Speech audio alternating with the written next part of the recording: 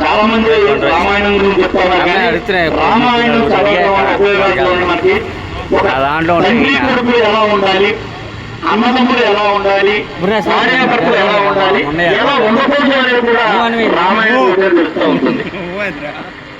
మరి ఒక మనిషి యొక్క వివేకం కూడా ఎలా ఉండాలో కూడా తెలుస్తూ ఉంటుంది. ఏంటంటే దశరథ మహారాజు రాముడు వారిని పిలిచి, నీకు పట్టాభిషేకం, రేపటి నుంచి నీవే ఈ యొక్క రాజ్యానికి రాజువి అని ఆయన చెప్తాడు.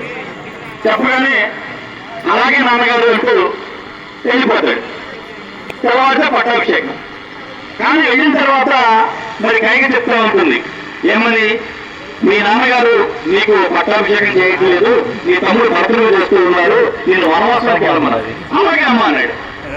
ఇది ఎక్కడా కూడా నువ్వు రాజుగా నువ్వు రాజుగా ఎలా చేసినప్పుడు ఎలా ఉన్నాడు, ఇప్పుడు నువ్వు అభివృద్ధి వెళ్ళినప్పుడు కూడా అలానే ఉన్నాడు ఖచ్చితంగా. కానీ రాముడి యొక్క కాబట్టి ఆ యొక్క రామరాజ్య పాలన మనకి ఎప్పటికీ కూడా రాముడి గురించి చెప్పుకుంటూ ఉన్నాం. అందుకే తండ్రి మాట చదవదాటని రాముడు. కాబట్టి రామాయణం గొప్ప గొప్ప విషయాలన్నీ కూడా మనం తెలుసుకుంటూ ఉండాలి, పిల్లలకు తెలియజేస్తూ ఉండాలి. అలానే మరి మన ప్రాంతంలో మరి మొట్టమొదటిగా తెలుగు పండితులు, అంతకు మించి